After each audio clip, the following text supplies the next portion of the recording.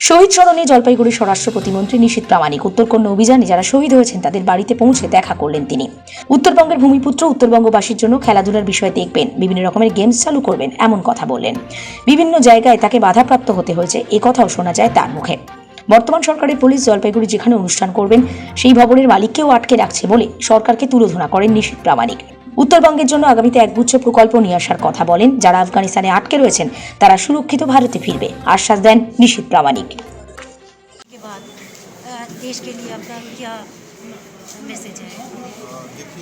आज जो 3 बजे जो प्रोग्राम होने का था, अभी शाम तक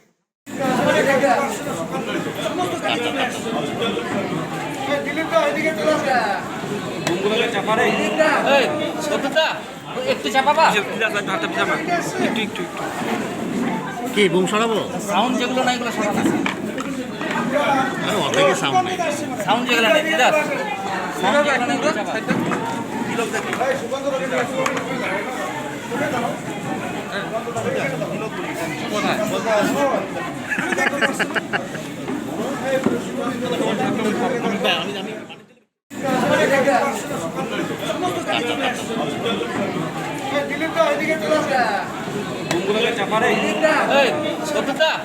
একটু চাপাবা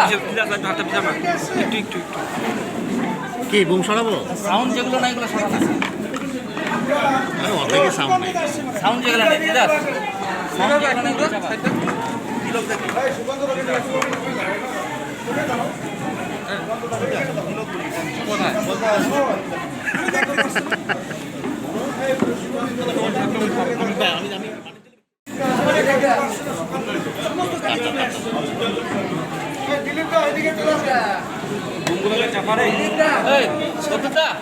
একটু চাপাবা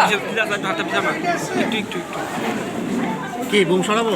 সাউন্ড যেগুলো না এগুলো সরানো আরে অর্ধেকের সাউন্ড নেই। সাউন্ড যেগুলো নেই দিদা সাউন্ড যেগুলো না এগুলো চাপা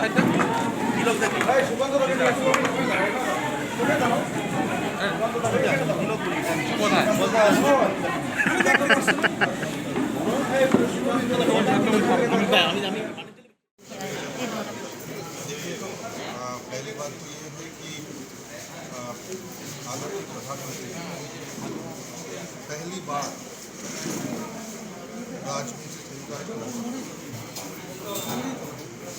इतना गौरवान्वित किया और इसलिए बहुत राजवंशी समुदाय के जो राजवंशी समाज के जो लेकर के सारे लोग उनसे हुआ था शुभकामना देने के लिए और जिस तरह से उन लोगों को बाधा प्राप्त किया गया ये अत्यंत दुखजनक है। सभी लोग आदरणीय प्रधानमंत्री जी को बहुत बहुत धन्यवाद ज्ञापन किया इसलिए और मुझे लेने के लिए एयरपोर्ट आया था। बहुत सारे लोगों को रोका गया, कुछ लोगों को डिटेन किया गया, फिर भी मैं ये कहना चाहूँगा कि आदरणीय प्रधानमंत्री जी ने जिस काम के लिए मुझे चुना, मैं कोशिश करूँगा कि देश के लिए, मेरे समाज के लिए, पूरे भारत के लिए अपना जो बेस्ट परफॉर्मेंस है वो देने के लिए और जिस दिन मैं राष्ट्रपति भवन में पहुंची उस दिन से आज तक मैं सिर्फ यही कहूँगा कि मेरा जीवन देश के लिए मैं समर्पित किया, राष्ट्र के लिए समर्पित किया और देश के हित को आखिरी सांस तक। और आज आपने शहीद उलेन राय के घर में गए थे, क्या आश्वासन दिया? देखिए ये जो कार्यक्रम किया गया है शहीद सम्मान यात्रा में हम लोग पश्चिम बंगाल में पोस्ट पोल वायलेंस पे और इलेक्शन के पहले भी जितने हमारे कार्यकर्ता शहीद हुआ, सभी के घर जाने का और सभी लोगों को उन लोगों का जो परिवार है उन लोगों के साथ खड़ा होकर उन लोगों की जो सारी समस्या है वो समाधान करके शहीद को सम्मान देने के लिए जो कार्यक्रम लिया गया है, उस कार्यक्रम में आज दूसरा दिन में हम उलेन रॉय उनके घर गया। একটা যুদ্ধকালীন পরিস্থিতির মতো অবস্থা একটা রাজনৈতিক কর্মসূচি ঘিরে কি বলবেন?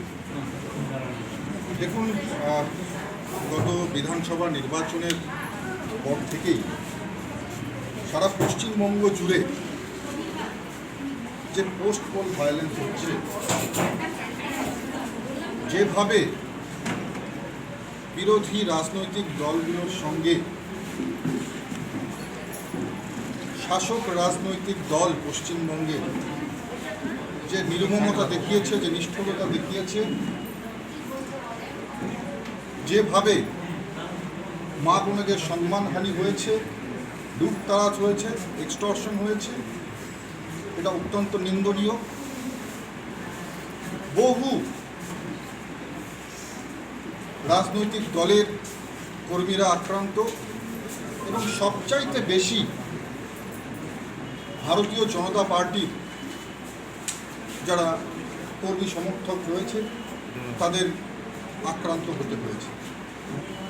এখনো পর্যন্ত বহু কর্মী সমর্থক ঘর ছাড়া। আজকে তাই একদিকে যেমন ভারতবর্ষের মাননীয় প্রধানমন্ত্রী নরেন্দ্র মোদীজি স্বাধীনতার ৭৫তম বর্ষে যে অমৃত মহোৎসবের কথা ঘোষণা করেছেন, আমরা যে স্বাধীনতা সংগ্রামের যে সমস্ত আমরা স্বাধীনতা সংগ্রামীদের কথা জানি, পশ্চিমবঙ্গ থেকেও বহু স্বাধীনতা সংগ্রামী দেশকে স্বাধীন করবার জন্য তাদের গুরুত্বপূর্ণ ভূমিকা রেখেছিলেন, তাদের যেমন জানি, সংগ্রামীরা যারা প্রত্যক্ষ এবং পরোক্ষভাবে স্বাধীনতা সংগ্রামের সঙ্গে যুক্ত ছিল, তাদেরকে সম্মান দেবার জন্য, মানুষের সামনে তাদের বীর গাথা তুলে ধরবার জন্য যেমন আমরা কর্মসূচি নিয়েছি, সেই সঙ্গে সঙ্গে শহীদ সম্মান যাত্রা, যে পশ্চিমবঙ্গে যারা রাজনৈতিক হিংসার বলি হয়েছে, যারা গণতন্ত্রকে পুনঃ প্রতিষ্ঠা করবার জন্য নিজেদের প্রাণ বলিদান দিয়েছেন, সেই সমস্ত শহীদদেরকে সম্মান জানাবার জন্য আমাদের যে কর্মসূচি শহীদ সম্মান যাত্রা, সেই শহীদ সম্মান যাত্রা আমরা গতকাল থেকে শুরু করেছি। কিন্তু সেখানেও আমরা দেখেছি রাজ্য সরকারের চরম নিষ্ঠুরতা, কিভাবে সাধারণ মানুষকে হ্যারাস করা হয়েছে। আমরা গতকাল থেকে দেখেছি কিভাবে আমাদের কর্মী সমর্থকদের হ্যারাস করা হয়েছে, আমরা দেখেছি। এমনকি বহুদিন পরে একেবারে বলা চলে যে প্রথমবার উত্তরবঙ্গের রাজবংশী সম্প্রদায়কে সম্মান জানিয়ে উত্তরবঙ্গ থেকে সম্মানীয় প্রধানমন্ত্রী তার মন্ত্রিসভায় আমাকে স্থান দিয়েছে। ঠিক একই রকমভাবে আদিবাসী সম্প্রদায় থেকে আমাদের সকলের প্রিয় জন বার্লা সাহেবকে স্থান দিয়েছেন। মতুয়া সমাজ থেকে শান্তনু ঠাকুর মহাশয়কে মন্ত্রিসভায় স্থান দিয়েছে। প্রত্যেকটি সম্প্রদায়ের মানুষ অত্যন্ত আনন্দিত, উত্তরবঙ্গের মানুষ অত্যন্ত আনন্দিত। তাই সাধারণ মানুষ তাদের শুভেচ্ছা শুভকামনা জানাবার জন্য প্রত্যেকটি জায়গায় উপস্থিত হয়েছিল। আমরা দেখেছি সেখানেও রাজ্য সরকার তাদেরকে ডিটেন করেছিল। গতকাল থেকে বহু লোককে আমাদের গ্রেপ্তার করা হয়েছে এবং আজকেও যেখানে প্রেস মিট হচ্ছে সাংবাদিক বন্ধুরা আপনারা বিষয়ে অবগত যে এই বাড়ির একজন ছেলেকেও ঠিক আমি এসে এখানে উপস্থিত হবার প্রাক মুহূর্তেই কিছুক্ষণ আগেই পুলিশ তাকে অ্যারেস্ট করে এখান থেকে নিয়ে গিয়েছে, তাকে ডিটেন করেছে। এটা অত্যন্ত নিন্দনীয়। রাজ্য সরকারের এই ভূমিকায় আমরা অত্যন্ত দুঃখিত যে একটা রাজ্য সরকার কি করে আইন বহির্ভূত কাজ করতে পারে, কি করে নির্দোষ সাধারণ মানুষের উপরে এইভাবে মিথ্যে মামলা দিয়ে তাদেরকে গ্রেপ্তার করতে পারে। আমরা যে শপথ নিয়েছিলাম, আমরা যে অঙ্গীকার নিয়েছিলাম যে বাংলার হারিয়ে যাওয়া যে গৌরব তাকে আমরা পুনরুদ্ধার করব এবং সেই কাজেই আমরা এগিয়ে চলেছি। আমাদের লক্ষ্যে আমরা অবিচল। আমাদের শহীদদেরকে আমরা সম্মান জানাবো, প্রত্যেকটি শহীদ পরিবারের সঙ্গে দেখা করব, তাদের পাশে থাকব। এইমাত্র আমরা গত 7ই ডিসেম্বর নবান্ন উত্তরকন্যা নবান্ন চলো হয়েছিল। তারপরে উত্তরবঙ্গে আমরা উত্তরবঙ্গ চলো যে অভিযান চেয়েছিল, সেই অভিযানে আমরা উলেন বর্মনকে হারিয়েছি, শহীদ উলেন রায়কে হারিয়েছি, আমাদের দীর্ঘদিনের সাথী। তাই সেই শহীদ পরিবারের সাথে দেখা করে তাদের পাশে থাকবার আশ্বাস দিয়ে আমি এর আগেও গিয়েছিলাম। আজও শহীদ সম্মান যাত্রা উপলক্ষে আমরা সেখানে উপস্থিত হয়েছিলাম এবং আগামী দিনেও সেখানে থাকব এবং যতজন শহীদ হয়েছে আমরা প্রত্যেকের পাশে থাকব, প্রত্যেকটি পরিবারের সঙ্গে থাকব। দেখুন, আমরা মনে করি যে এটা আমাদের দায়িত্ব এবং কর্তব্যের মধ্যে পড়ে যে যারা গণতন্ত্র ফেরানোর দাবিতে যারা প্রাণ হারিয়েছেন তাদের পরিবারকে সম্মান জানানো, তাদের পরিবারের পাশে থাকা, এটা আমরা দায়িত্ব মনে করি। তাই শুধু আশ্বাস নয়, সেই আশ্বাসকে বাস্তবায়িত করবার জন্য আমরা সব সময় অবিরত আমরা কাজ করে যাচ্ছি এবং আমরা সেই পরিবারগুলোর সঙ্গে থাকি। দাদা, আজকের যে কর্মসূচি ছিল আপনার প্রায় 4-5 ঘন্টা দেরিতে কর্মসূচিগুলো করতে হলো আপনাকে। এই কর্মসূচি 12:30টার সময় হওয়ার কথা ছিল, সেটা আজকে 6:30টায় হচ্ছে। কি কারণের পেছনে? দেখুন, আমরা কারোর সঙ্গে লড়াই চাই না, আমরা কারোর সঙ্গে যুদ্ধ করতে চাই। আমরা শহীদদেরকে সম্মান জানানোর জন্য আমাদের এই যাত্রা। আর সেখানে যেভাবে রাজ্য সরকার বাধা হয়ে দাঁড়িয়েছে, অজানা কোনো কারণে রাজ্য সরকার যেভাবে ভীতশ্রদ্ধ হয়ে পড়েছে, ভীতিগ্রস্ত হয়ে পড়েছে, ভয় পাচ্ছে, এটা কিন্তু সত্যিই হাস্যকর যে রাজ্য সরকার ভয় পেয়ে একেবারে তৃণমূল কংগ্রেসের যারা নেতা তারা ভয় পেয়ে গিয়ে আমাদের কর্মী সমর্থকদেরকে বাধা প্রদান করার চেষ্টা করছেন। কিন্তু আপনারা জানেন যে আমাদের কাছে প্রত্যেকটি কর্মী, প্রত্যেকটি সমর্থক, প্রত্যেকটি সাধারণ মানুষ অত্যন্ত মূল্যবান। তাই তারা ডিটেন থাকলে পরে আমাদের কর্মসূচি আমরা প্রাণ খুলে করতে পারি না, মন খুলে করতে পারি না। যে কারণে আমরা দৃঢ় প্রতিজ্ঞ ছিলাম। আমাদের কর্মী সমর্থকরা, রাজবংশী সম্প্রদায়ের বহু মানুষকে ডিটেন করা হয়েছিল। আমরা সেখান থেকে তাদেরকে নিয়ে একসঙ্গে রওনা হয়ে আমরা আমাদের কার্যক্রম শুরু করেছি। যে কারণেই আমাদের কার্যক্রম আজকে কিছুটা বিলম্বিত হয়েছে।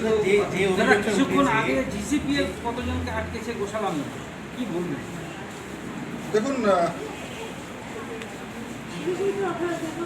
বলার কোনো ভাষা নেই, নিন্দা করার ভাষাও শব্দ খুঁজে পাওয়া যাচ্ছে না। কারণ তৃণমূল কংগ্রেস বা বিরোধী রাজনৈতিক দলগুলো প্রত্যেকেই আজকে তৃণমূল কংগ্রেস বিরোধী রাজনৈতিক দলগুলোর সঙ্গে যে অত্যাচার করছে প্রত্যেকেই সেই সম্পর্কে অবগত। মানুষের উপর যেভাবে অত্যাচার করছে তৃণমূল কংগ্রেস সেই ব্যাপারে প্রত্যেকেই অবগত। তাই এই বিষয়ে নতুন করে বলবার কিছু নেই। তবে অত্যন্ত নিন্দার বিষয়, অত্যন্ত দুঃখজনক। যে অভিযোগটা উঠেছে যে একটা প্যান্ডেমিক সিচুয়েশন চলছে, সেন্ট্রালে আপনার মিনিস্ট্রি থেকে এবং রাজ্য সরকার থেকে বলেছে জমায়েত অ্যাভয়েড করতে। সেক্ষেত্রে আপনি বিপুল সংখ্যক নারায়ণ মিশন আবার লোক সমাগম নিয়ে বিভিন্ন জায়গায় যাচ্ছে, সেটা কি ঠিক হচ্ছে? দেখুন, কোনো জমায়েত বা একেবারে ম্যাসিভ জমায়েত করা হয়নি। আমাদের যারা কর্মী সমর্থক তারা কোভিড বিধি মেনে মাস্ক পরে তারা নির্দিষ্ট দূরত্ব বজায় রেখে তারা কর্মসূচি নিয়েছে। আজকে যখন আপনারা, আমি সাংবাদিক বন্ধু যে প্রশ্ন করলেন তাকেই বলবো যে এই প্রশ্নটা একবার তৃণমূল কংগ্রেসের কোনো নেতাকে গিয়ে করুন যে আপনারা খেলা হবে দিবস করছেন, হ্যাঁ দুয়ারে সরকার করছেন, যেভাবে একেবারে মানুষকে জমায়েত করে কোভিড বিধি অমান্য করছেন বা কোভিড বিধি অমান্য করতে বাধ্য করাচ্ছেন, শুধুমাত্র এই প্রশ্নটা গিয়ে কোনো তৃণমূল কংগ্রেসকে করুন। আমি দায়িত্ব নিয়ে বলছি, আপনাকে সেই যেখানে আপনি প্রশ্নটা করবেন সেখান থেকে আপনাকে হয়তো টিকেট করা। কিন্তু আফগানিস্তানে পরিস্থিতি খারাপ, নর্থ বেঙ্গলের কিছু লোকও আটকে গেছিল, হোম মিনিস্ট্রিতে একটু জলপাইগুড়ি হত্যাকারীরও খবর আছে। দেখুন, আমরা ভীষণ সিরিয়াসলি ব্যাপারটিকে দেখছি এবং কেন্দ্র সরকার এই বিষয়ে একেবারে অত্যন্ত গুরুত্ব দিয়ে ভাবছেন এবং প্রত্যেকের জন্য কেন্দ্র সরকার চিন্তিত। অনেককেই তাদেরকে নিরাপদ আশ্রয়ে নিয়ে আসা হয়েছে এবং বাকি যারা এখনও যারা রয়েছে তাদেরকেও যত তাড়াতাড়ি সম্ভব দেশে ফিরিয়ে নিয়ে আসা হবে। কত আছে জানেন? দেখুন, এখনো পর্যন্ত কিছু লোক যোগাযোগ করেছে, এক্স্যাক্টলি সংখ্যা সেটা বাড়তে পারে। এবার যতজনই থাকবে প্রত্যেকের যে সুরক্ষা সেটা নিশ্চয়ই দাদা, আপনি এর আগে পার্লামেন্টে নারায়ণী সেরা অন্তর্ভুক্ত দাবি করেছিলেন এবং কেন্দ্রীয় স্বরাষ্ট্রমন্ত্রী আপনার লোকসভা কেন্দ্র এসেও বলেছিলেন যেটাকে অন্তর্ভুক্তি করা হবে, সেটা কি পর্যায়ে রয়েছে?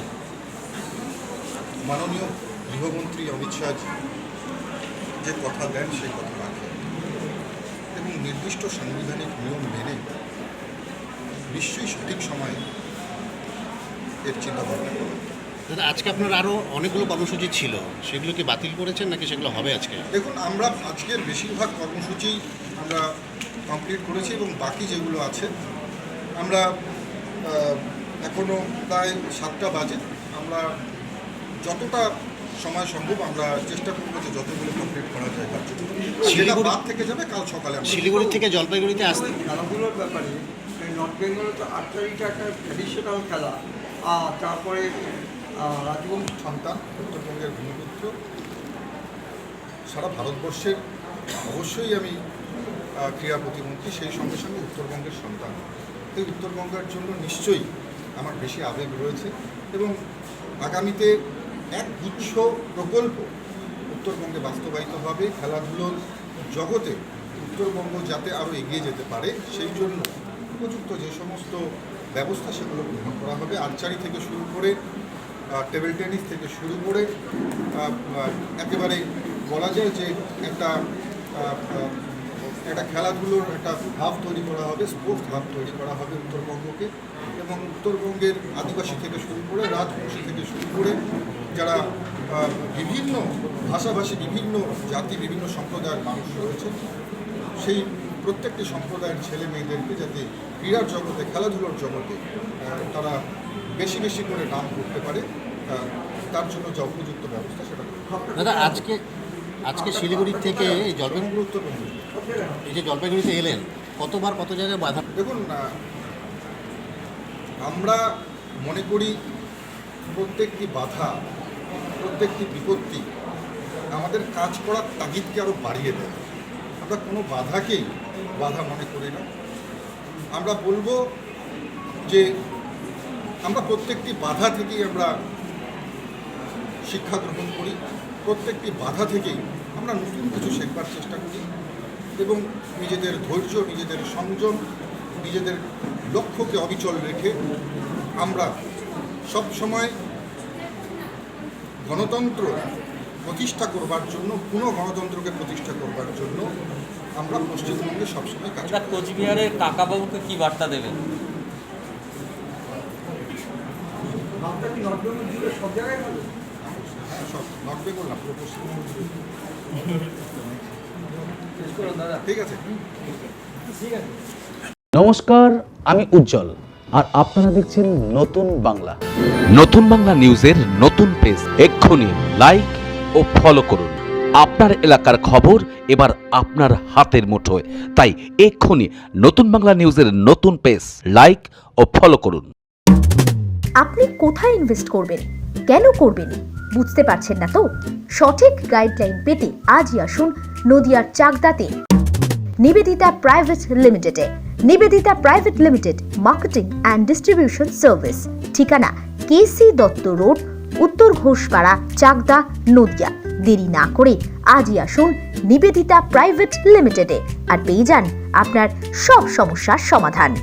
আপনার একটি সিদ্ধান্ত আপনার এবং আপনার পরিবারের ভবিষ্যৎকে পাল্টিয়ে দিতে পারে। आग को फैलने से रोकना मुश्किल है पर नामुमकिन नहीं। अब फायरवॉल टेक्नोलॉजी के साथ सेंचुरी प्लाई आग से बचाए। অথরাইজড ডিলার আপনাদের Chakdah ply centre, KBM Chakdah ও Nadia. Mobile 9732856236। Chakdah ply centre, KBM. Good morning class. Good morning sir. Dishani, কি হলো, চোখ ডলছো যে? স্যার, মোবাইলের দিকে বেশিক্ষণ তাকালে চোখ জ্বালা করে যে। বাবাকে শিগগির বলো চাকদায় মডার্ন অপটিক্সে নিয়ে যেতে। ডিজিটাল স্ক্রিন থেকে নির্গত হার্মফুল ব্লু রে অনলাইন পড়াশুনো আর কাজকর্মে চোখের ক্ষতি করছে না তো? সেফ থাকুন। ব্লু রে ফিল্টার লেন্সযুক্ত চশমা ব্যবহার করুন। আজই যোগাযোগ করুন চাকদহ মডার্ন অপটিক্স।